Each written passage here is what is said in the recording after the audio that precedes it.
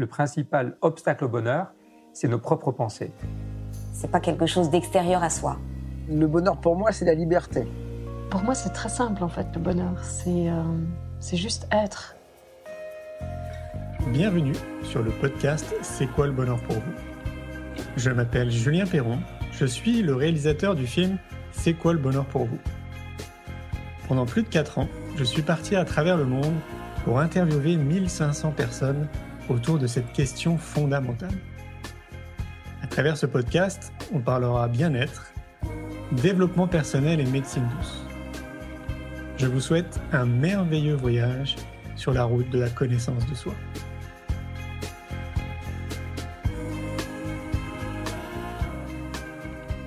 Aujourd'hui, vous avez le plaisir d'écouter une conférence de Victoria Guillaumont, qui était présente au Congrès Innovation l'Éducation que nous organisons tous les 2 ans. À 23 ans, rien n'entrave la force de vie de Victoria. Fille de parents agriculteurs, elle met les mains dans la terre depuis son enfance. Consciente des enjeux sociétaux face auxquels est confrontée sa génération, elle met son énergie autour d'une mission, celle de réveiller un monde endormi par les écrans. Créatrice du podcast Nouvel Œil, elle tend chaque semaine son micro afin d'inciter les jeunes à réaliser leurs rêves, en espérant qu'ils trouvent l'inspiration à travers le parcours des personnes qu'elle interviewe. Elle est également l'auteure du livre « Ce qu'on n'apprend pas à l'école » et souhaite aujourd'hui se lancer dans la réalisation d'un film. Je vous souhaite une belle écoute. Bonjour à tous, je suis très heureuse d'être ici. Alors le plus dur c'est toujours de commencer, les débuts c'est pour tout dans la vie, il faut commencer, mettre le premier pas. Alors je sais toujours pas précisément de quoi je vais vous parler. Je sais qu'on a 1 heure devant nous, Julien m'a dit écoute de 12h30 à 13h30 tu parles de ce qu'on n'apprend pas à l'école. Mais c'est un sujet tellement vaste que je vous avoue que voilà, je sais pas trop par quel bout commencer. Ce que je sais c'est que ce qui m'a aidé à me construire personnellement et qui a contribué au fait que je sois là aujourd'hui, c'est la puissance des rencontres et notamment de l'inspiration. Inspiration que j'ai trouvée en partie aussi avec Julien, qui se cache, qui prend une petite photo. Donc je vais essayer à mon humble échelle, du haut de mes 24 ans, de peut-être essayer de vous inspirer de par les petits déclics que j'ai pu avoir, les expériences que j'ai pu encaisser dans mon bagage. Donc je vais commencer par le commencement. Il paraît qu'on commence souvent par l'enfance pour se présenter. Donc moi je m'appelle Victoria. Aujourd'hui j'ai 24 ans, mais j'ai grandi à la campagne avec des parents agriculteurs. Donc j'ai toujours eu un petit peu les pieds dans la terre. Je comprenais pas trop qu'on puisse vivre en ville. Quand j'étais petite, pour moi c'était évident d'aller dans le tracteur les dimanches. Voilà, dès mes 12 ans, mon père me disait maintenant, tu es en âge d'apprendre la valeur du travail. Alors, le dimanche matin, tu vas venir avec moi et puis tu vas faire la traite des vaches. Voilà, j'avais 12 ans et moi, je ne comprenais pas. Je me disais, mais attends, je ne vais pas me lever à 5 heures du matin un dimanche pour aller faire la traite.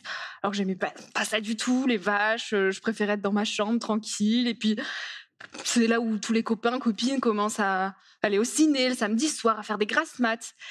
Donc moi, je comprenais pas forcément ça. Et il me disait, tu verras, tu comprendras plus tard. Ça t'inculque des belles valeurs. Je disais, ouais, super, les belles valeurs. J'ai hâte de grandir pour voir ce que c'est. Et en fait, effectivement, ça m'a, je pense, transmis beaucoup de ce que je suis aujourd'hui, notamment le fait qu'on ne fasse pas toujours ce qu'on a envie de faire dans la vie, que parfois, il faut persévérer. Et surtout, l'importance du courage. Et ça m'a demandé du courage de mettre mon réveil les dimanches matins pour aller dans le froid quand c'était l'hiver. Et de faire ça aussi jeune. Et je le comprends aujourd'hui et je l'ai encore plus compris quand j'ai rejoint les bancs de l'école pour mes études, où je me suis retrouvée en école de commerce à Bordeaux. Et pour moi, ça a été violent en fait d'arriver en ville, alors que Bordeaux, bon, il y a plus grand que ville que Bordeaux quand même. Mais d'arriver à Bordeaux et de voir tout ce béton et d'être en école de commerce avec des étudiants qui avaient, pour la majorité, toujours grandi en ville. C'est là que j'ai réalisé la chance, quelque part, que j'avais eue de grandir à la campagne, dans un tout petit lycée, avec un tout petit collège, vraiment toujours en petit comité, mais avec ce lien omniprésent de la nature, qui, pour moi, était présent chez tout le monde. Et là, quand je suis arrivée en école de commerce et que je me suis entourée de ces gens-là qui n'étaient finalement pas du tout de ma sphère habituelle, je me suis rendu compte de l'importance qu'avait la nature dans mon équilibre. Et là où avant, je n'aimais pas forcément me balader en nature et que j'aimais plus ce côté ville, j'adorais aller à Bordeaux pour faire les boutiques, etc. Là, je me suis dit, waouh, mais en fait, j'ai besoin de la nature, c'est essentiel. Et j'ai besoin de rentrer tous les week-ends à la maison pour me ressourcer, parce que je voyais que passer une semaine en ville, ça me vidait de mon énergie. Et donc, pour faire le parallèle avec mon enfance, c'est vraiment quelques années après que je me suis rendu compte d'à quel point mon enfance à la campagne a eu une influence sur ma construction personnelle. Ça, j'ai mis des mots dessus qu'après, mais pendant toute ma construction personnelle, j'ai longtemps, et même peut-être encore un peu, été perdue, parce que je ressentais une énorme pression, même en étant à la campagne, à devoir bien faire les choses. Et j'ai toujours eu du mal à finalement trouver ma place à l'école. Ça a commencé au collège, où je voyais qu'on mettait beaucoup d'attentes sur tout le monde dans la classe. Et c'était aie des meilleures notes possibles, fais des choses impressionnantes, sois la meilleure, sois meilleure que ton voisin, va vite, parce qu'il faut aller vite, la vie c'est dur, le travail c'est dur. Et donc j'ai toujours imaginé la vie des grands comme quelque chose de très violent, où il fallait s'acharner et où il n'y avait aucune partie de plaisir dans le travail, parce que c'était il faut que le travail ce soit dur. Et j'ai vraiment grandi avec ces schémas-là en tête. Et donc, quelque part, je me suis toujours acharnée dans mes cahiers pour avoir les meilleures notes. Au moment de rentrer en première, donc je crois qu'aujourd'hui, les filières ont un peu changé, mais moi, c'était soit L, S ou ES. J'ai toujours été passionnée par la littérature et la connaissance de l'humain, la géopolitique, l'économie, j'adore ça. Et je suis allée en S. Alors que les chiffres, mais c'est l'opposé. Je n'arrive pas avec les chiffres, c'est pas du tout naturel pour moi. Et je pense qu'au fond de moi, je me suis dit, je vais faire S parce que c'est un petit challenge. Et on m'a dit qu'il fallait que ce soit dur. Et donc, si L, j'y prendrais du plaisir, j'ai pas le droit. Et en fait, il faut que j'aille en S, là où ça sera difficile, où je vais devoir me challenger. Et puis, S, ça t'ouvrira toutes les portes. Le fameux « toutes les portes sont ouvertes ». Il faut aller en S quand t'es une élève sérieuse. Donc, j'ai enfilé des blouses trop grandes, alors que je rêvais de dévorer du Kant en L, mais ça, je l'ai compris que plus tard, où, au bac, j'ai eu 16 en philo. Et donc, c'était ma meilleure note de toutes les autres matières au bac. Et là, les profs m'ont dit, Victoria, quand même, 16 en philo quand on est en bac S, c'est quand même assez rare. Souvent, on déteste la philo quand on est en S. Je me suis dit, oui, je me suis peut-être trompée, mais au fond, je le savais, mais bon, j'écoutais papa, maman. Et donc là, j'ai commencé typiquement à en fait construire ma vie en fonction du regard des autres. Parce que moi, je manquais de confiance personnelle, je me connaissais pas personnellement. Et donc à cet âge où on se cherche un petit peu, on fait nos choix en fonction des autres. Donc j'ai fait mes choix en fonction de ce que mes parents projetaient pour moi. Donc élève sérieuse, allez hop, on enchaîne les beaux diplômes. Donc je me suis dit, je vais peut-être faire une classe prépa, parce qu'une classe prépa, après ça m'ouvre HEC, ça m'ouvre Sciences Po, ça m'ouvre des écoles de fous. Et puis avec ça, je m'assure un avenir brillant. Bah oui, parce que quand on a des beaux diplômes, après on a des belles entreprises, après on a des beaux salaires, et puis la vie est réussie, jackpot quoi. Et donc moi, j'imaginais vraiment ma vie comme ça. Donc je travaillais pour ça. Et en même temps, moi j'avais envie d'intérieur immense, parce que je me connaissais pas. Donc j'essayais de coller à ce qu'on voulait de moi. Mais j'étais un peu tout le temps en dissonance cognitive, parce que, il faut quand même plaire. Et puis pareil, je m'insère en société, donc je vais bien m'habiller. Donc voilà, j'ai commencé à prendre goût au shopping, aux soirées, alors que je détestais boire. Et je ne comprenais jamais pourquoi on se mettait dans des états minables pour après, le lendemain matin, rien pouvoir faire de sa journée parce qu'on a la tête dans le cul. Et moi, j'étais là, mais c'est pas possible, la vie est trop belle, j'ai envie de profiter de mes journées, je comprends pas pourquoi profiter de sa jeunesse rime avec boire trop d'alcool. Et pour autant, j'avais le sentiment que j'étais obligée de passer par ces cases-là, parce que sinon, mais j'ai pas d'amis.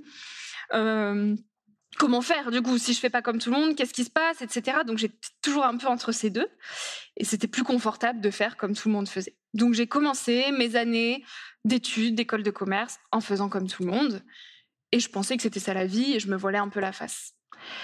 Et là, il y a eu une expérience qui, je pense, m'a sauvée. Enfin, en tout cas, m'a permis d'avancer assez vite. Ça a été une expérience humanitaire en Inde, où du coup, à la fin de ma première année d'école de commerce, il y a une association qui est venue se présenter comme ça en amphithéâtre et qui a dit nous, on peut placer des étudiants en Inde pour leur stage de fin d'année en entreprise. Et là, on était une petite dizaine dans la promo, on était 100 dans la promo à vouloir y aller.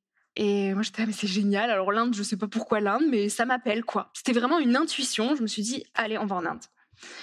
Et quelques mois avant le départ, l'asso revient et nous dit, en fait, les conditions de visa ont changé. Donc maintenant, si vous voulez aller en Inde, vous pouvez plus avoir de visa de travail, il faut un visa touriste. Et donc, vous devez faire de l'humanitaire, aller dans une association. Et ça sera bénévole, donc vous ne serez pas payé. Et alors là, plus personne voulait y aller. Et moi, j'étais, mais vous rigolez, c'est encore mieux. Enfin, quand même, en tant que privilégié en France, on va pouvoir apporter notre aide à des personnes qui sont dans le besoin. C'est un cadeau. Et j'étais la seule à vouloir partir. Donc là, le directeur de mon école m'a dit, non, mais Victoria, t'iras pas, quoi. T'es toute seule, t'as 18 ans, t'es une femme. L'Inde, c'est le pays le plus pauvre au monde. Je connais pas l'asso dans laquelle tu vas. C'est niette.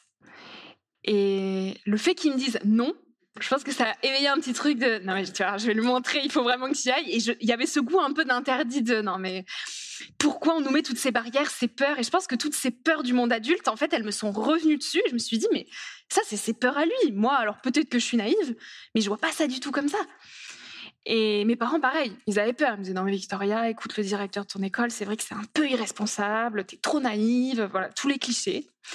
Et je me suis dit, tiens, je vais leur montrer que je suis capable.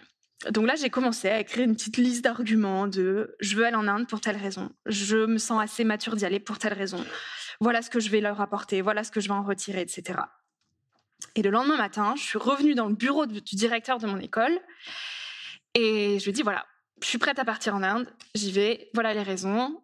Et il m'a dit, bon, ok, allez, tu pars en Inde, tu m'appelleras régulièrement, mais allez, pourquoi pas, t'y vas.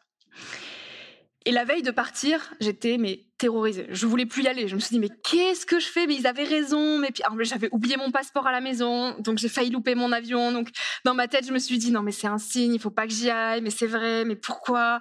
Mais je suis bête. Mais bref, vraiment, je voulais plus y aller. J'étais à deux doigts de plus y aller. Et au fond de moi, je me suis dit, non, mais attends, t'as pas fait tout ce cinéma pour au dernier moment dire, non, mais en fait, vous avez raison, j'y vais pas. Donc, j'y suis allée sans savoir ce qui m'attendait. Moi, j'essayais d'être à peu près convaincante quand je leur disais « il faut que j'y aille », mais au fond, j'étais terrorisée. Et en fait, ça a été l'ouverture du champ des possibles, parce que je me suis retrouvée dans les bidonvilles, avec des enfants qui vivent avec ce qu'on a perdu peut-être. Donc la richesse humaine, le vrai amour avec un grand A, le partage. Ils n'ont pas tout ce qu'on peut avoir, ils ne savent même pas s'ils vont manger à leur faim ce soir. Mais en fait, le matin, j'étais accueillie avec des bras ouverts que j'ai jamais reçus en France. Et je me suis dit, OK, donc il y a peut-être quelque chose qui cloche ou on a peut-être pris un embranchement à un moment qui a vrillé parce que comment ça se fait qu'on ait perdu toutes ces valeurs en France? Pour la plupart, je ne veux pas trop faire de généralité, mais j'ai vraiment ressenti chez ces Indiens une paix intérieure et des valeurs que j'ai pas retrouvées en France en arrivant, en repassant par Paris au retour. Et où je me suis dit, attends, on m'a toujours dit prépare-toi au choc culturel en Inde, mais on m'a jamais dit prépare-toi au retour en France. Et moi, le retour en France, mais il a été d'une violence. Parce que sans le savoir, en Inde, ça me transformait intérieurement. Et quand je suis revenue, je me suis vraiment rendu compte de ce qui avait changé en moi. Et tous les paradoxes de la société, ils me sautaient aux yeux et je pouvais plus fermer les yeux dessus. En fait, c'était inévitable. Donc, le regard livide des gens qui n'aiment pas leur vie, qui enchaînent métro, boulot, dodo, qui subissent en fait leur quotidien, ça me sautait aux yeux. Et donc, je les voyais partout. Et je me disais, mais comment ça se fait qu'on soit arrivé à être autant endormi, à être si peu émerveillé, avoir enterré nos rêves d'enfant pour enchaîner une vie d'un modèle de société qu'on nous vend depuis toujours. Et en fait, au final, quoi, on n'est pas heureux. Et on en a beaucoup plus matériellement que ces Indiens. Mais ces Indiens, eux, ils sont épurés de tout notre superflu, mais ils ont l'essentiel, ils sont heureux. Et donc, je me suis dit, bon, ok, alors, ça veut dire que là, du coup, fais pas comme eux, parce que si tu continues à enchaîner ton petit costume de parfait soldat, et puis à continuer à vouloir des meilleures notes pour avoir une belle entreprise, pour gagner de l'argent, tu vas au casse-pipe. Et puis, en fait, dans 20 ou 30 ans, c'est toi qui auras le regard livide parce que tu n'auras jamais osé finalement déterrer tes rêves et puis tu auras suivi toujours le chemin des autres. Et donc là, je rentre, j'ai 19, 20 ans et je me dis, ok, en fait, c'est soit je vis la vie des autres, soit j'emprunte le chemin le moins emprunté, qui est hyper flou, je ne sais pas du tout où j'avance, mais j'ose faire confiance à mon intuition. Et alors là, ça a été hyper inconfortable. Et s'il y a certains jeunes qui nous écoutent, je sais qu'il y a beaucoup d'adultes. Je sais qu'il y a beaucoup de corps étudiants, de corps professionnels et de professeurs ici. Mais s'il y a quelques étudiants, ou en tout cas 20-25, je sais à quel point ça peut être inconfortable parce qu'en fait, j'y suis passée. Et je savais précisément ce que je ne voulais pas. Je savais que j'allais me perdre moi-même à écouter les autres. Et en même temps, mais quel courage ça m'a demandé de dire je vais faire différemment parce que je ne savais pas ce que je voulais faire. Et donc pendant 2-3 années de mes études d'école de commerce, j'étais toujours un petit peu en balancier entre il faut quand même que je continue à sortir, il faut quand même que je continue à valider mon diplôme, avoir des bonnes notes, et en même temps j'ai envie d'explorer plein de choses parce que je sens que je ne me connais pas intérieurement et j'ai besoin de juste découvrir la vie avec un grand V et d'apprendre de la vie et de sortir des bancs de l'école. Et c'était tellement inconfortable parce que je me sentais pas soutenue là-dedans. Et que moi, j'avais un gros manque de confiance personnelle. Là, je m'exprime devant vous, mais en réalité, j'ai zéro confiance en moi. Je le fais parce que je suis portée par quelque chose de plus grand et je me dis si ça peut inspirer, ok. Mais je doute tout le temps. Et là, précisément, à ce moment-là, où on a la pression sociale d'il faut faire, il faut vite avancer, et que toi, tu te dis, ok, je sais pas, mais j'enroule dans l'autre sens, c'est horrible. Et j'ai vraiment passé des périodes, notamment pendant le Covid, où je voyais qu'il me restait peu d'années d'études et je voyais un peu cette deadline de « t'as bientôt fini tes études, maintenant il faut se lancer dans la vie des grands et là, il va falloir faire des choix et enclencher la machine ». Et moi, ça me faisait trop peur. Je disais, je veux pas enclencher cette machine-là. Mais du coup, qu'est-ce que je fais ? Et donc, j'ai créé un podcast, un peu par hasard, en me disant, face à toutes ces questions de comment trouver l'amour, comment avoir confiance en soi. Du coup, si métro, boulot, dodo et enchaîner les échelons, c'est pas réussir sa vie, qu'est-ce que c'est que réussir sa vie ? Qu'est-ce qui reste ? Quand on se retourne à 95 ans, finalement, qu'est-ce qu'ils en disent, les vieux ? Qu'est-ce qu'ils retiennent de leur vie ? Qu'est-ce qu'ils ont appris de la vie ? Et je me suis dit, tiens, face à toutes ces questions, que finalement on se pose tous plus ou moins, quand on a 20 ans, tous on se pose ces questions du sens, de qu'est-ce qu'on veut, c'est quoi trouver un métier. Alors certains osent s'avouer qu'ils se posent ces questions, d'autres sont un peu pudiques, dont ne le disent pas, et disent non, mais moi je serais expert comptable, t'inquiète, moi j'aurais une belle maison et tout, avec assurance, alors que dans le fond ils savent pas forcément. Et donc je me suis dit, puisqu'on se pose tous les mêmes questions, ça veut dire que les générations passées ont peut-être un certain recul sur la vie et peuvent aujourd'hui nous partager leurs prises de recul, leurs conseils, leurs petites leçons, pour que nous, en tant que jeunes, on gagne du temps, ou du moins on arrive à se connaître un peu plus rapidement pour faire des choix lucides. Et juste de ce constat-là, je me suis dit, allez, on va commencer à interviewer des gens. Et alors là, pareil, comme pour l'Inde.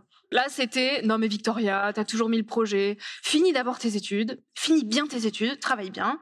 Ton podcast, tu le lanceras plus tard. Et puis, t'as pas d'école, t'as pas de diplôme de journaliste, mais tu sais comment on tient un micro ? Mais tu sais faire une interview ? Mais t'es sûr ? Mais tu vas arriver à tenir le rythme d'1 par semaine ? Mais alors j'étais là, ok. Alors oui, ils ont peut-être raison. En fait, ça, c'est leur peur. Moi, si je mets ça en sourdine et que je m'écoute, j'ai envie de faire ce podcast. Donc, il y a des jours où je me disais, ils ont raison, je le ferai plus tard. Et puis, il y a d'autres jours où je me disais, mais go, quoi, qu'est-ce que t'attends ? Et un matin, je me suis vraiment dit, go, en fait, t'y vas. C'est maintenant. Et puis dans 5 ans, sinon tu trouveras encore une excuse de oui, non, mais j'ai pas les compétences, mais c'est pas le bon moment, mais A plus B plus C, c'est pas encore aligné, etc. Et ça vaut pour tous les projets. Et là, ce matin-là, j'ai été au festival Climax, donc qui est à Bordeaux aussi. Et il y avait Pablo Servigne, qui est un collapsologue. Donc il étudie l'effondrement du vivant. Très chouette. Et j'avais lu j'avais lu en tout cas son livre sur... je vais même pas retrouver le nom du livre. Comment tout peut s'effondrer. Voilà. Qui m'avait quand même pas mal bouleversée parce qu'il explique l'effondrement du vivant, quoi. Et d'ailleurs, un petit virus qui allait chambouler le monde, il l'avait prédit. Donc le Covid, voilà. Et donc là, il se trouve à peu près comme Julien et moi. Et je le regarde, j'étais là, ah ouais, il est là et tout. Mais en fait, je pourrais lui demander une interview. Et alors là, j'ai mon élan d'enfant qui a repris le dessus. J'ai arrêté de rationaliser mais t'es pas assez doué, t'es pas ci, t'es pas ça. J'étais là. Là, en fait, j'ai envie d'y aller. Hop, j'y vais. Et j'y suis allée. J'ai débranché mon cerveau. Et puis, je suis arrivée. J'ai même commencé à le tutoyer. Puis après, je me suis dit, quand même, Victoria, c'est pas des façons de faire, tutoyer comme ça. Le pauvre, enfin, c'est quand même Pablo Servigne. Et puis, je lui ai parlé de façon hyper spontanée, en fait, comme là, je vous parle, où je me suis pitché mon projet moi-même en même temps que je lui parlais.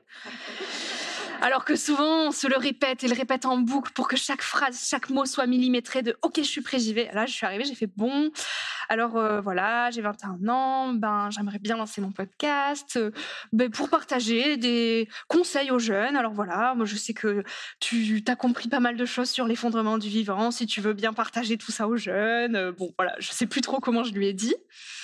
Mais il m'a dit « Bah oui, pourquoi pas, on peut faire ça ». Et écoute, tu m'écris un mail et puis on se trouve un moment à Paris pour le faire. Et alors là, moi, dans ma tête, je me suis dit, ouais, non, mais un mail, il doit en recevoir 30 par jour. En fait, il est en face de moi, pourquoi passer par un mail ? Autant lui dire, ouvrons nos agendas, trouve un moment. Donc je lui dis, autant qu'on fixe un moment maintenant. Du coup, voilà, moi, je peux venir à Paris dans un mois ou un mois et demi. Quand est-ce que tu as un prochain créneau ? Il fait, oui, voilà. Donc il ouvre son agenda, on trouve un créneau. Et puis là, je rentre chez moi le soir même. Et je me dis, mais qu'est-ce que j'ai fait ? Qu'est-ce que j'ai fait ? Parce que du coup, là, voilà, dans un mois, il y a l'échéance. Il faut que je sois à Paris pour faire une interview.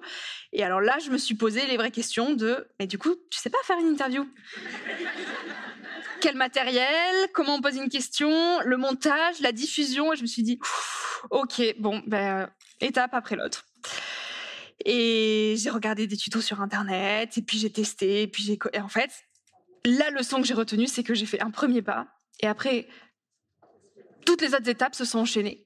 Mais si j'avais réfléchi à toutes les étapes en amont, je pense que jamais j'aurais osé faire le premier pas, parce qu'en fait, c'est un travail titanesque où j'ai dû tout apprendre, et où j'ai commencé en faisant beaucoup d'erreurs. Et là, je vous invite pas du tout à écouter la première interview avec Pablo Servigne, parce que j'ai très honte, vraiment.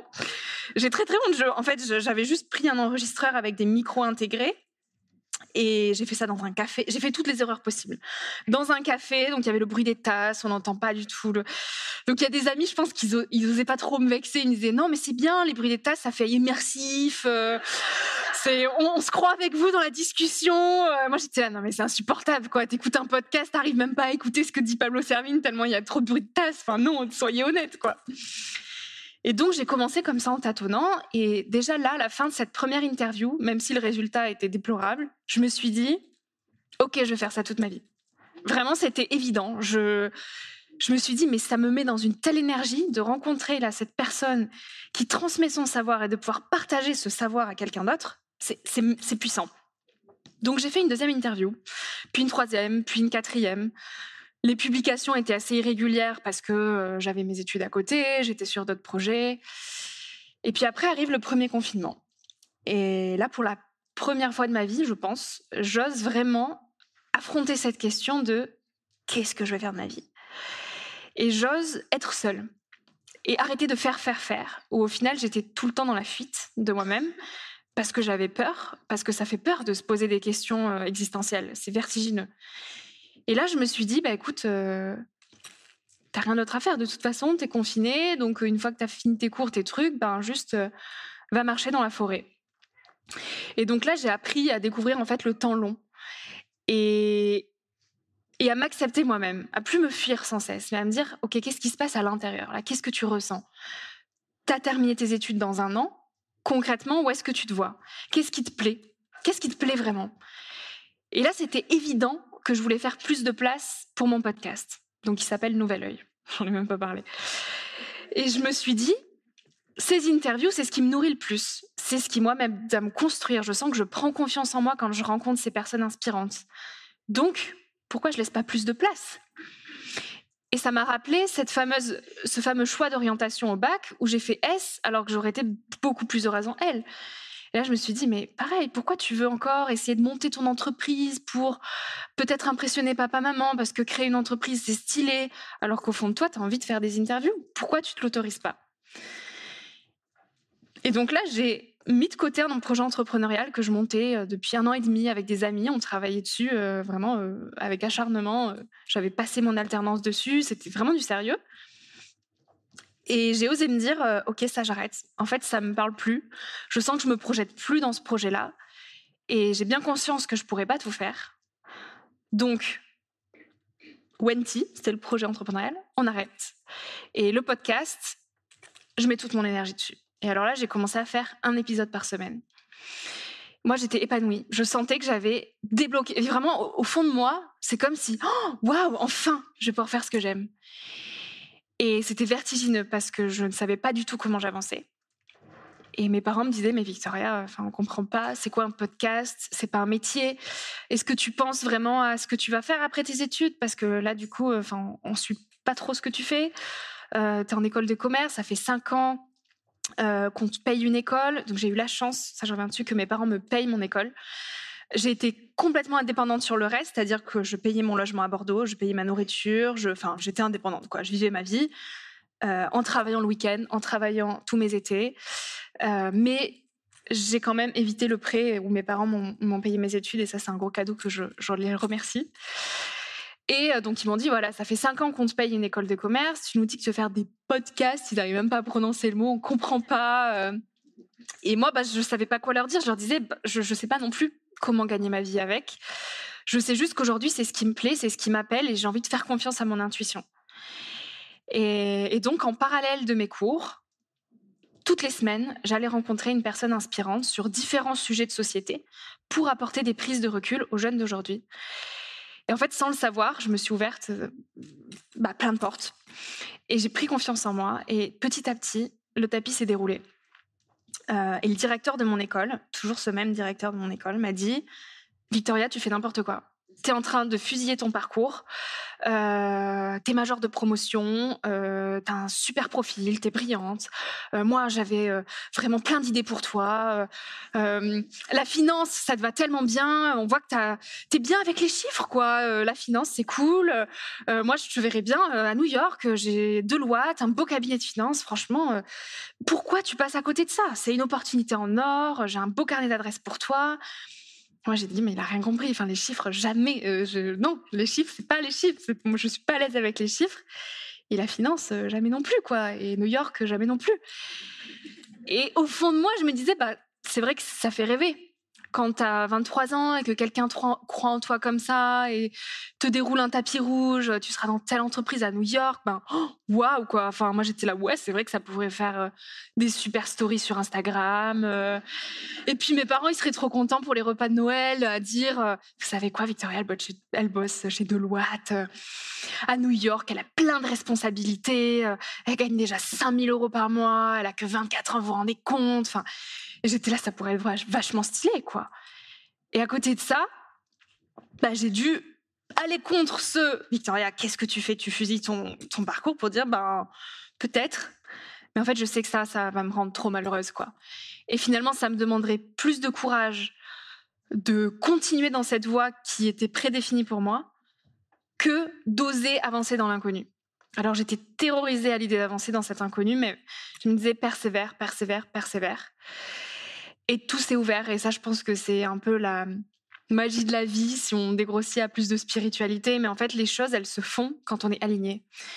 Et petit à petit, j'ai fait les bonnes rencontres au bon moment, qui m'ont ouvert une opportunité, qui m'a amené à une autre opportunité.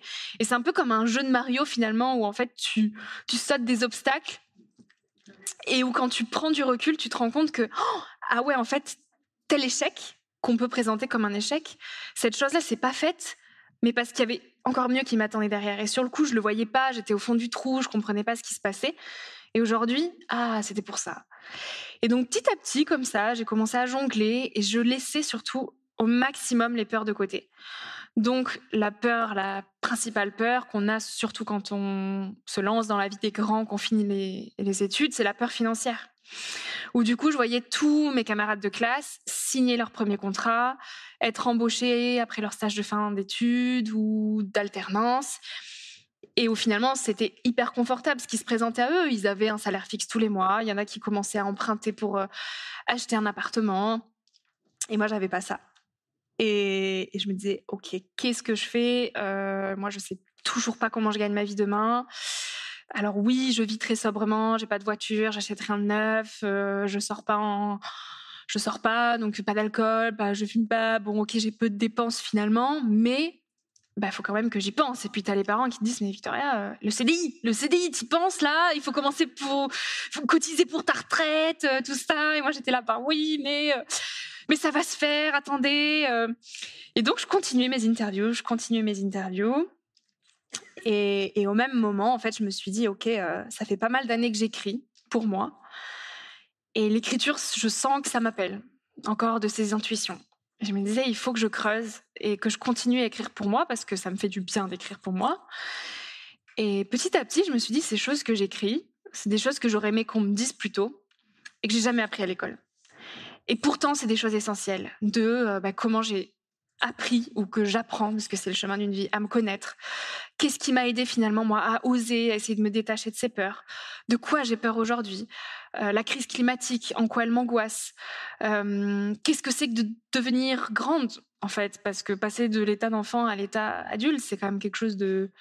Waouh, quoi. Ça fait peur.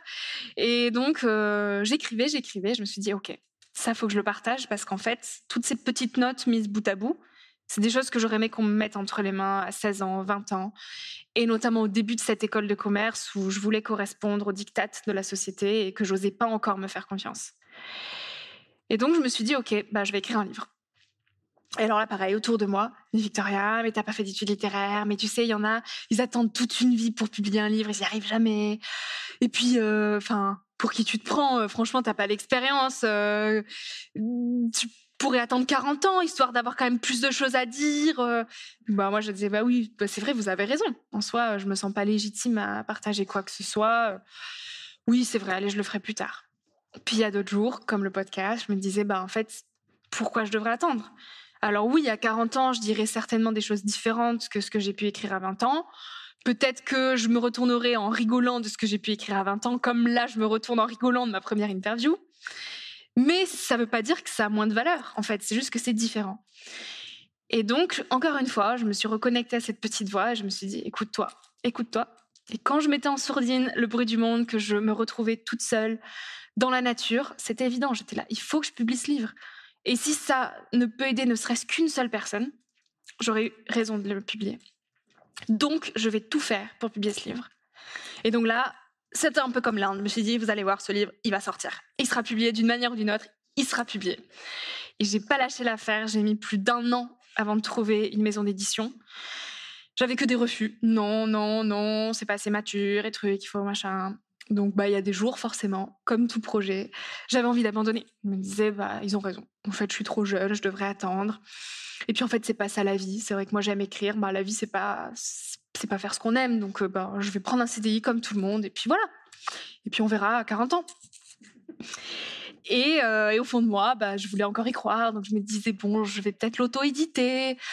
Voilà. Je gardais quand même ce projet dans un coin de ma tête. Et puis, un jour, je suis arrivée chez Mola, donc la grande librairie de Bordeaux. Et je lis beaucoup. Et beaucoup de développement personnel. Et donc là, j'étais au rayon développement personnel et je vois un livre qui m'attire plus qu'un autre. J'étais là, tiens, il est beau. Et Kiwi, ok, je connais pas cette maison d'édition. Bon, on va creuser, ok, notre livre chez Kiwi, machin. Et je voyais mon livre chez eux. En fait, je le visualisais, c'était évident. Je me suis dit, mais ça sera chez eux, c'est sûr. Et donc, le soir même, j'ai envoyé mon manuscrit chez Kiwi. Et 1 mois après, je signais chez eux. Et je me suis dit, waouh, ok. En fait, je l'ai vraiment senti. Mais ça a pris 1 an. Ça a pris 1 an. Et je me souviens, ce jour-là, c'était pas juste une signature. Je me suis vraiment dit, mais Victoria, tout est possible, en fait. Et quand on dit tout est possible, oui, ça peut paraître beau et bateau. Et je sais à quel point ça peut être culpabilisant. Et je l'ai ressenti de façon culpabilisante quand des gens me disaient, mais tout est possible. Je disais, non, tout n'est pas possible, j'ai pas les contacts, j'ai pas un papa qui connaît tout Paris, non, tout n'est pas possible. Et en fait, là, ce jour-là, j'ai vraiment compris ça parce que je me suis dit, il y avait que moi pour oser continuer, pour persévérer, pour y croire jusqu'à ce qu'il soit publié. Et donc ce jour-là, je me suis dit, en fait, je pourrais faire ce que je voudrais de ma vie. Et oui, les diplômes, c'est une chose.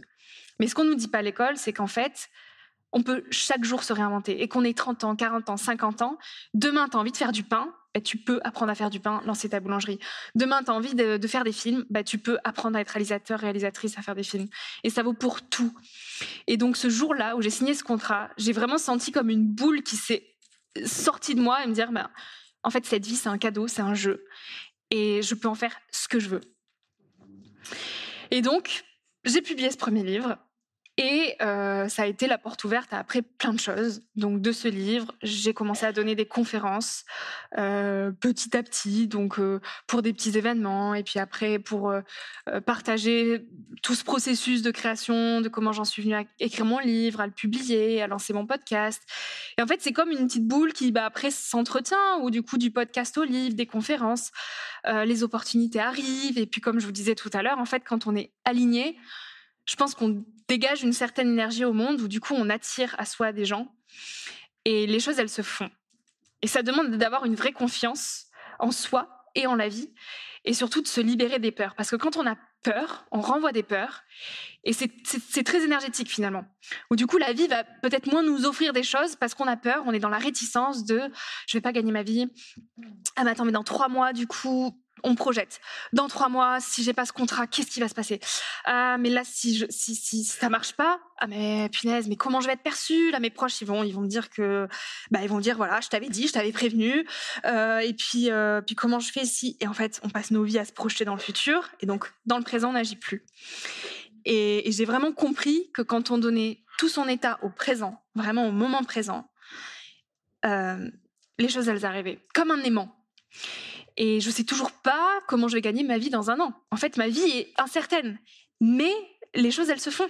Et c'est magique. J'ai l'impression de tous les jours, tous les matins, je me réveille et je suis là, waouh, une nouvelle journée où je vais faire des choses incroyables, où je vais rencontrer des gens incroyables. Et là, je signe mon 2e livre chez Fayard. J'aurais jamais cru. Mais vous pouvez applaudir parce que là...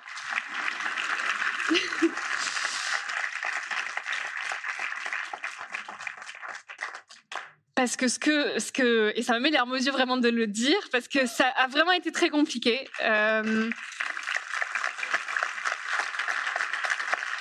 Parce qu'en fait, tout ça, c'est un processus. C'est vraiment un processus et c'est un chemin. Il n'y a pas de moment où on se dit, ça y est, je suis arrivée et maintenant tout sera sécure, tout beau, tout rose. Et d'oser vivre vraiment sa vie comme ça de manière incertaine, en faisant confiance à son intuition, c'est tous les jours qu'on se réinvente et qu'on s'adapte. Et donc, on n'a pas la sécurité du CDI où finalement, c'est très routinier, et hop, on enchaîne et on ne se pose pas de questions. Et donc là, oui, j'ai signé mon premier livre chez Kiwi. Et pour moi, c'était un gros accomplissement et ça a été un levier énorme pour commencer à me lancer dans la vie des grands.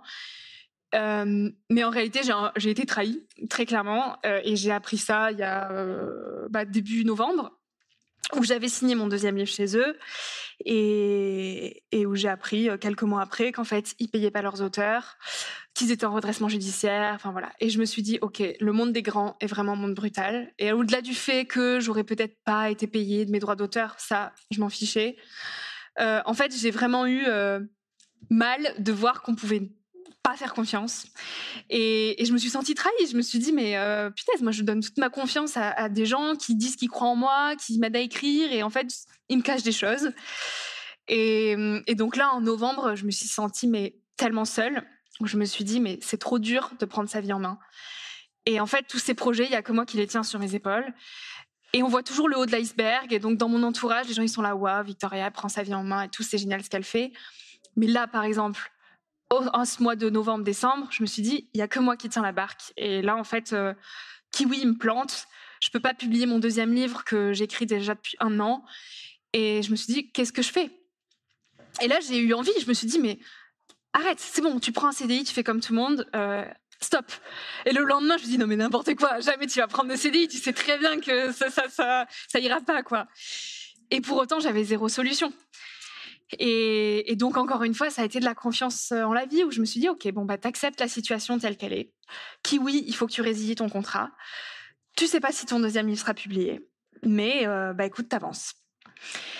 Et j'ai réussi à résilier mon contrat à l'amiable, chose qui n'a pas été facile parce qu'il y a plein d'auteurs du coup chez Kiwi qui ont engagé des frais de notaire, des frais juridiques pour rentrer en procès avec la maison d'édition, etc. Et moi, je me suis dit, je veux pas faire ça. Je veux au maximum jouer sur l'humain et je vais essayer d'avoir un échange apaisé avec le directeur de la maison d'édition et juste rester humble et lui dire, bon bah voilà, j'ai 24 ans, je me projette dans le monde des grands, je vous ai fait confiance, vous m'avez trahi, je me vois pas publier mon 2e livre chez vous, même si on a signé le contrat d'édition. Alors vous en faites ce que vous voulez, maintenant manuscrit de toute façon vous l'avez, mais je pousserai 0 communication et vous avancerez tout seul dans l'aventure, quoi. Et là il a dit, bah effectivement, ça sera un peu bête, donc ok, on résilie le contrat. Donc j'ai réussi à le résilier à l'amiable, sans 0 frais juridiques. Et donc là je me suis dit, en fait, l'humain, même quand on a envie d'être en colère, d'être mais c'est pas possible, l'humain ça reste la chose la plus importante. Et donc là, ok, première petite victoire, j'ai réussi à résilier mon contrat, mais du coup, pas de maison d'édition. Et donc là, j'avais l'impression de revenir à 0, où je me suis dit, ok, ça y est, il faut retoquer à la porte de maison d'édition, etc. Là, j'ai pu jouer sur effectivement les contacts que je m'étais créés avec mes différentes interviews du podcast Nouvel Oeil. J'ai été mise en relation avec différentes maisons d'édition.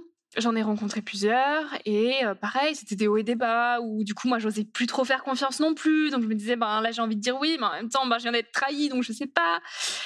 Et du coup, là, j'ai signé chez Fayard. J'ai signé la semaine dernière. Et pour moi, ça a été un autre gros accomplissement. Je me suis dit, mais voilà, en fait, la vie, c'est pas tout beau, tout rose, même quand on fait ce qu'on aime au quotidien. C'est tout le temps de l'adaptation. Et donc là, il y a le prochain livre qui arrive, qui va sortir cet été. Je continue mes interviews toutes les semaines et ça me fascine. Et j'ai réussi à trouver une façon de gagner un peu d'argent avec des partenariats, etc. Je donne des conférences. Je vais partir réaliser un film en septembre. Et donc, en fait, j'ai plus peur de demain. Il y a des fois, je me dis, c'est quand même incertain. Mais j'ai plus peur de demain parce que tous les projets s'entraînent. Et je vois que les choses, elles se font d'une manière ou d'une autre. Toutes ces prises de conscience que j'ai eues et la façon dont j'ai construit ma vie finalement, autour de la sobriété, j'ai fait le parallèle avec l'écologie au sens plus large. Donc peut-être que certains d'entre vous étaient là à la table ronde avec Jasmine et oh mon Dieu, j'ai perdu... Mathieu, pardon, j'ai vraiment un problème avec les prénoms. Et donc on a beaucoup parlé d'écologie, mais c'est vrai que pour moi, les deux sont intimement liés. Donc, je parle d'écologie intérieure et d'écologie plus globale. Parce qu'en fait, quand nous, on est alignés, personnellement, qu'on se débarrasse de tous ces poisons mentaux, de ces peurs, de ces projections, de « il faudrait faire ci, il faudrait faire ça, comment on va me percevoir », du regard des autres, de « il faut gagner ma vie », et où on s'accroche à tous ces besoins futiles, de « il faut beaucoup d'argent parce que, oui, il faut partir en vacances loin, il faut avoir ses garde-robes remplis, il faut avoir 3 voitures à la maison, il faut bien manger, beaucoup manger ». En fait, on s'empoisonne.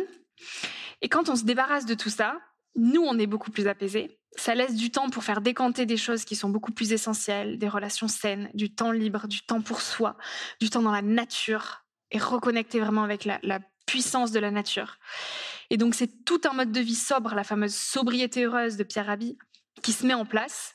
Et en fait, quand on est dans cette sobriété-là, on agit en faveur de l'environnement.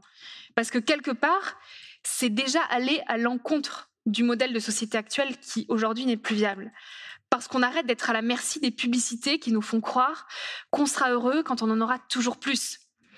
Et on arrive à se satisfaire de juste l'essentiel, de être bien avec des relations saines, être bien avec soi-même et être heureux au quotidien parce qu'on sait pourquoi on est fait et quelle valeur ajoutée on peut apporter au monde. Et on a moins cette pression d'il faut faire, il faut gagner, parce qu'il faut acheter beaucoup. Et donc, quand on prend la question à l'envers de se dire de combien j'ai besoin pour vivre vraiment, pour avoir juste l'essentiel, comme ces petits Indiens qui finalement sont heureux, mais ils n'ont plus rien à perdre parce qu'ils n'ont rien. Au pire, qu'est-ce qui peut se passer ? Au pire, on est comme ces Indiens qui sont heureux et plus heureux que nous. Donc, le pire, c'est que le mieux. Et donc, quand on se dit ça, déjà, on ose beaucoup plus oser tenter des choses. Et quand on se débarrasse de ce modèle de société accroché au matérialisme, quelque part, on coupe avec cette croissance infinie dans un monde de ressources finies. Et donc, les Zara, ils ont beau... je mets Zara, mais bon, ça peut être toutes les multinationales. Ils ont beau changer leur collection toutes les semaines. S'il n'y a plus personne pour acheter en face, il coule.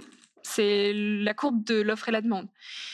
Et donc, en fait, c'est aussi un choix politique, quelque part, d'au quotidien arriver à remettre la sobriété comme Jasmine disait tout à l'heure, des lunettes qu'on porte sur le monde, c'est vraiment ça. C'est que si au quotidien, on change notre rapport au monde, en fait, on agit en faveur de la société de demain.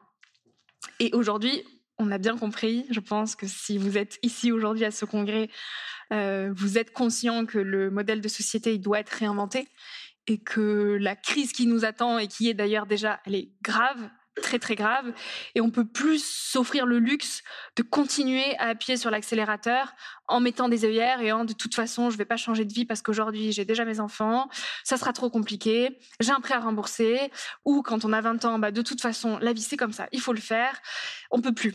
Parce que à la fois nous ça nous aliène, on voit que ça nous rend malheureux profondément, et en plus on met notre bonheur dans les mains d'un bonheur extérieur qui détruit les ressources de notre planète. Donc on a tout intérêt à revenir à un mode de vie beaucoup plus sobre, dans l'échange, dans le partage, là, avec des gens comme vous. En fait, la société de demain, elle est là. On fait des rencontres incroyables ici quand on échange, etc. Tous, on a cette conscience. Et un monde bienveillant comme ça, qui se remet en question, qui ose avancer un peu à contre-courant, qui ose prendre des risques, qui ose se détacher des valeurs préconçues et de l'ego aussi, parce que ça demande beaucoup de détachement à l'ego que de se remettre en question et de se détacher du regard que les autres peuvent porter sur nous. Et tout ça, demain, ça fera qu'on va inventer une nouvelle société beaucoup plus harmonieuse, beaucoup plus sobre, beaucoup plus respectueuse du vivant. Et du coup, si je peux conclure là-dessus, ça serait vraiment penser l'écologie sous déjà le spectre de votre propre vie. Et c'est pas égoïste que de se dire prendre soin du monde, c'est prendre soin de moi. Parce c'est comme le masque qu'on met dans l'avion. On ne peut pas mettre le masque de notre voisin si on n'a pas déjà mis notre masque à oxygène.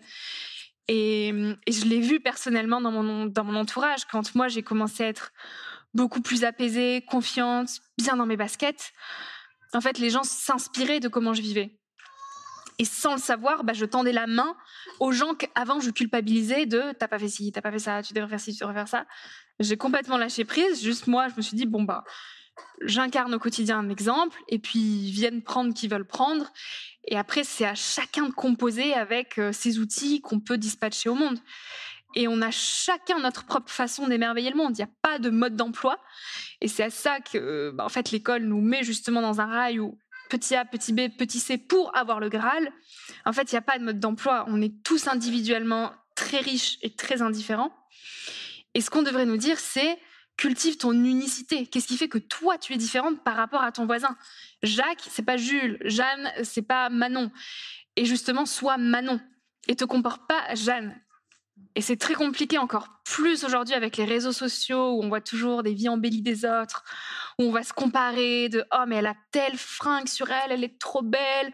Ah, mais elle a signé tel contrat, c'est incroyable. Mais du coup, mais moi, je serais jamais capable de faire ça. » Et où ça peut être culpabilisant parce que je reviens à l'iceberg, mais les réseaux sociaux, c'est toujours le haut de l'iceberg. Et du coup, nous, on va tout le temps se dévaloriser.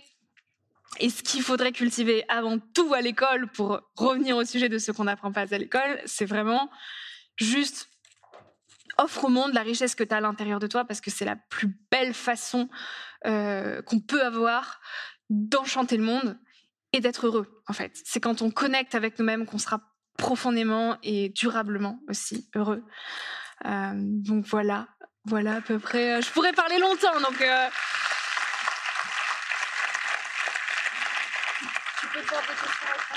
Ouais. J'ai 10 minutes. Super. Du coup, je vais arrêter de blablater et je vais prendre 10 minutes pour des questions. Victoria, merci beaucoup pour cette tranche de vie, une expérience qui parle, qui émeut aussi. Merci beaucoup.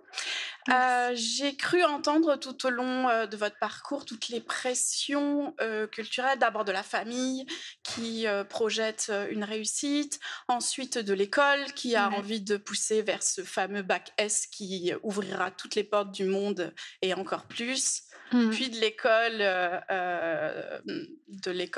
dans laquelle vous étiez, qui a aussi poussé vers un modèle un modèle de réussite.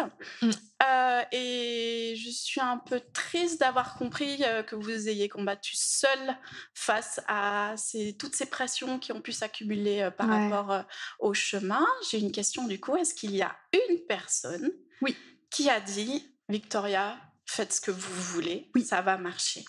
Il y en a une, c'est Bella. Elle s'appelle Bella. C'est la femme d'un des meilleurs amis à mon père. Et je lui dois beaucoup parce que quand je suis rentrée d'Inde, justement, précisément à ce moment-là, il y avait eu les 50 ans donc de son mari qui se fêtaient à Madrid. Et mon père m'a dit moi j'y vais, je prends l'avion, mais je vais pas vous payer. Vous allez vous dire mais c'est qui ses parents? Je vais pas payer. Donc j'ai un frère et une sœur. Je vais pas payer l'avion à toute la famille. Moi j'y vais. Vous vous débrouillez si vous voulez y aller, quoi. Et moi, encore cette intuition, je me suis dit, il faut que j'y aille cette soirée d'anniversaire à Madrid. Je sais pas pourquoi. J'étais à sec, j'avais plus rien sur mon compte parce que je venais de rentrer d'Inde. Donc je me suis dit, j'ai plus d'argent et il faut que j'aille à Madrid. Comment je fais? Donc là, j'ai appelé donc Bella et je lui ai dit, j'avais 16 ans, et je lui ai dit, j'ai envie de venir. Ça a l'air vraiment super cette soirée, mais du coup, voilà, comment je peux venir? Est-ce qu'il n'y a pas une voiture qui descend de La Rochelle, qui passe par Bordeaux, qui peut me descendre jusqu'à Madrid? Elle dit, oui, tiens, je te mets en relation avec un tel, tu prends la voiture avec eux. Donc je me retrouve à Madrid. Et en fait, cette femme, ça a été un peu comme une deuxième maman. Et elle m'a vraiment dit, mais tu peux faire ce que tu veux de ta vie, quoi. Et c'est elle qui m'a initiée au développement personnel. Elle m'a dit, est-ce que tu connais Frédéric Lenoir? Je ne sais pas si vous connaissez. Voilà. Que j'ai pu interviewer après sur mon podcast. Donc, ça a été un gros accomplissement. Le jour où je lui ai tendu mon micro, j'étais là, waouh, la boucle est bouclée. Et donc, en fait, elle m'a donné comme ça des premières lectures un peu initiatives à ce que pouvait être le développement personnel, la connaissance de soi. Et c'est des lectures qui m'ont... c'était des bouffées d'air frais, quoi. Plus je lisais, plus j'étais là, waouh, ok, il a mis des mots sur ce que je ressens, et ok, waouh. Et c'était à chaque fois, mais tellement incroyable. Et de lecture en lecture, elle me faisait des recommandations, et j'avais besoin de passer du temps avec elle, en fait. Donc régulièrement, j'allais chez elle à La Rochelle, et sans le savoir, aujourd'hui elle le sait, parce qu'en plus j'ai vraiment fait dans les remerciements de ce qu'on n'apprend pas à l'école, donc mon livre, je lui ai vraiment fait un encart de merci quoi d'être cette deuxième famille. Donc elle le sait, mais pendant longtemps elle n'a pas su à quel point elle m'a donné de l'espoir, parce que c'est des discours que j'entendais pas spécialement à la maison, et elle me disait vraiment tu peux le faire, tu peux tout faire, n'aie pas peur, vas-y, la vie c'est un cadeau. Et de la voir elle vivre sa vie comme ça m'a inspirée aussi. Et c'est là que j'ai compris le pouvoir de l'inspiration, de l'avoir avec autant d'énergie, mener autant de projets et adorer sa vie. Je me suis dit, ok, ça peut être ça la vie en fait. Donc oui, il y a eu une personne, Bella, ouais. Oui. Donc Frédéric Lenoir, le premier que j'ai lu, c'est Petit traité de vie intérieure de Frédéric Lenoir. Je crois que c'est vraiment un des premiers livres que j'ai lus de développement personnel. Et de suite, mais ça m'a tellement parlé. Je me suis dit, mais j'ai l'impression qu'on a écrit ce livre pour moi. C'était génial. Et après, j'ai lu très jeune Le pouvoir du moment présent de Eckhart Tolle. Et en fait, je comprenais tout. Et je l'ai fait lire à ma mère récemment, et elle m'a dit, je comprends rien. Et du coup, je me suis dit, ok, c'est bizarre, je l'ai lu vraiment très jeune, et pour moi, c'était fluide. Et du coup, je pense qu'il y a vraiment des livres qui parlent à certaines personnes, et selon les moments de vie aussi. Et là, si je peux donner un petit conseil lecture, vraiment, donc de Eckhart Tolle, on entend beaucoup parler du pouvoir du moment présent, mais j'ai lu Nouvelle Terre. Et vraiment, et c'est le plus beau livre de spiritualité, développement personnel que j'ai lu. Et je me dis, si tout le monde a ce livre entre ses mains, le monde est changé. Vraiment. Nouvelle Terre de Eckhart Tolle, et il parle beaucoup de l'ego. J'en ai vite fait parler tout à l'heure. Mais en fait, à quel point l'ego conditionne nos vies. Donc, Nouvelle Terre, vraiment incroyable. Merci pour tout ce que tu nous as partagé. En fait, tu nous as partagé une grosse partie de toi. Je voulais juste déculpabiliser un petit peu les parents qui sont dans la salle. Effectivement, on ne peut pas tous avoir le rôle de Bella. Je suis moi-même pas parent encore, mais je le deviendrai sans doute un jour. Et effectivement, en fait, les parents ont leur place, font comme ils peuvent, mais vous le savez déjà. Et puis, comme l'a dit Victoria, en fait, Bella a su l'aider et la guider. Et je pense que chaque personne ou chaque enfant peut trouver des personnes comme ces personnes-là pour les guider également. Puis il y a bien sûr beaucoup de choses sur Internet qui peuvent les aider. Je pense que la personne qui a pris parole avant moi a déjà engagé la question que je souhaitais te poser, mais effectivement, j'aurais voulu savoir ce qui t'avait permis de te trouver, parce qu'effectivement, c'est un peu la clé que tu nous offres aujourd'hui. Et donc, c'est toujours intéressant de voir ce qui, toi, t'a mis sur le chemin, ce qui, toi, t'a permis de te découvrir. Et tu as effectivement partagé quelques-uns des ouvrages qui t'a ouvert l'esprit. Et merci. Merci. Si t'en as d'autres, j'arrive pas à voir en fait c'est moi. d'où vient. Ah, Non, ok, pardon. Du coup, ok, on ça s'est va. vu Oui, tout à l'heure, tout c'est à vrai. l'heure. Si tu as d'autres Merci bien pour ta sûr, question. références Ouais. à nous partager, n'hésite pas, parce que souvent c'est difficile en fait de savoir par quoi commencer complètement. pour se trouver. Puis, Je vais essayer de partager deux, trois. comme tu l'as dit, tous les ouvrages ne correspondent pas à tout le monde. Il C'est existe des moments de également vie aussi. des ressources qui simplifient un peu les livres.